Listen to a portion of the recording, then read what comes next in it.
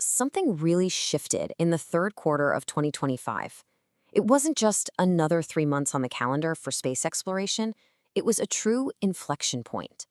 This incredible feedback loop between mature AI, incredibly cheap access to orbit, and brand new hardware, well, it kicked the new space race into absolute overdrive. And this quote, it just nails it. We saw a fundamental change. AI stopped being just a neat tool or a fancy calculator. It became the brain, the central nervous system for everything happening in orbit. And with that, the gap between the space powers who got it and those who didn't started to widen, and fast. All right, so here's how we're going to break all this down for you. First, we'll look at the players. Who's actually in this new race? Then, we'll dive into the secret sauce, AI, and why it's the real game changer. After that, we'll look at the actual hardware being built for this new cislunar economy, and we'll wrap up with what this all means for the road ahead. Okay, let's get into it. The first thing you have to do is forget everything you know about the old space race. The whole US versus the USSR model, that's ancient history.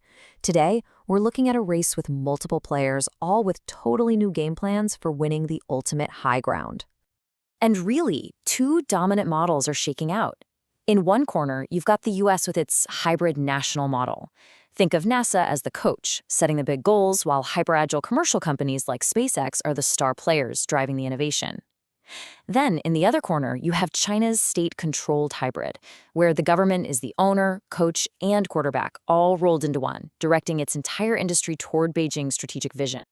And if you want to understand the sheer speed of that US model, just look at this number, 120. What is that? That's the number of Falcon 9 launches SpaceX is approved to do in a single year from one launch site.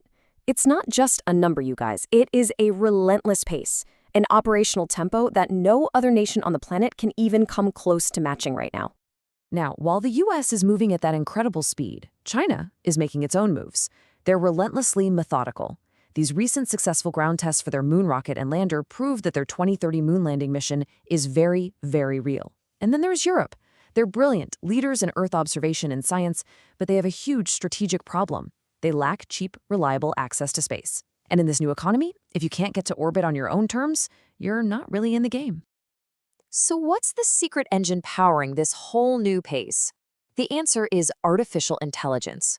And you have to understand, AI isn't just some add-on feature anymore.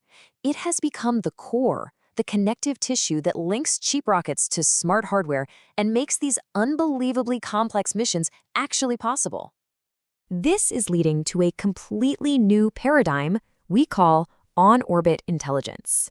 Seriously, think about this for a second. We are talking about the rise of the thinking satellite. It's no longer a puppet taking orders from the ground. It's an intelligent agent in space, making its own decisions in real time to squeeze every last drop of value out of its mission. This changes everything. And here is a perfect real-world example from NASA. Their AI lets a satellite look ahead on its path, analyze for cloud cover, and decide on its own, you know what? I'm not going to waste time and energy taking a useless picture of clouds. And it does all of that in under 90 seconds. Imagine how much more actual useful data you get back when your satellite isn't just mindlessly snapping photos of fluff. So NASA's building these amazing AI tools for everyone to use, which is awesome. But SpaceX, yeah, they're playing a totally different game. That massive $2 billion investment in XAI, that's all about vertical integration. They're building an AI flywheel. Every piece of data, from a launch, a satellite deployment, even a customer service ticket, feeds back into the system to make the next thing better, faster, cheaper. It's a competitive advantage that just keeps compounding on itself.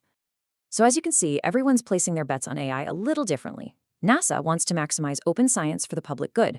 SpaceX is building a private, competitive fortress with its AI. Europe is trying to foster its own collaborative AI industry.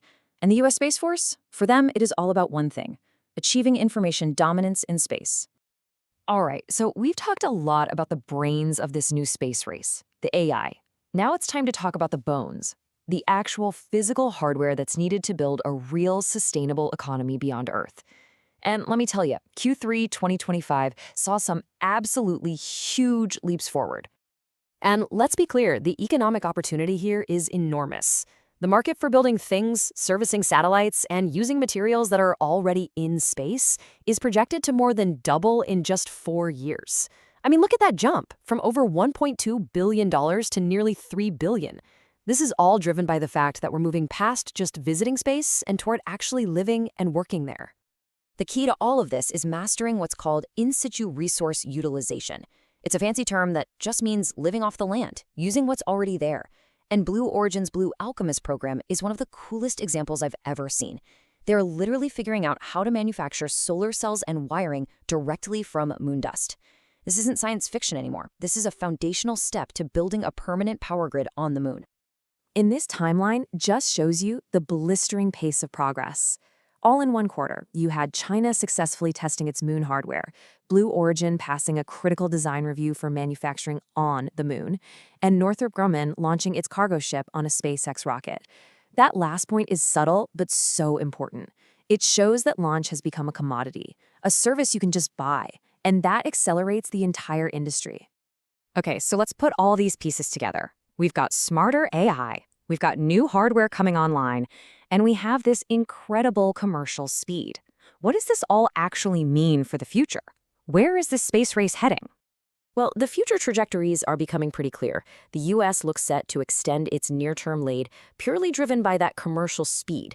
China, on the other hand, is playing the long game, making methodical progress toward dominating the moon. And Europe? Well, Europe is at a crossroads. It has to develop its own low-cost launch, or it risks getting left behind entirely. And if there's one thing you take away from this, it should be this.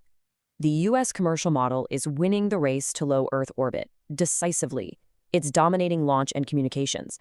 But China is systematically, piece by piece, building the foundation for the cislunar economy of the 2030s. It feels like they're willing to cede the sprint for Leo in order to win the marathon for the moon. And that leaves us with one final, pretty provocative question. The race for low Earth orbit, the space right above our heads, is basically ending. It's becoming a settled commercial market. So does that mean the real strategic race, the one for the resources and the high ground of the moon, has already begun?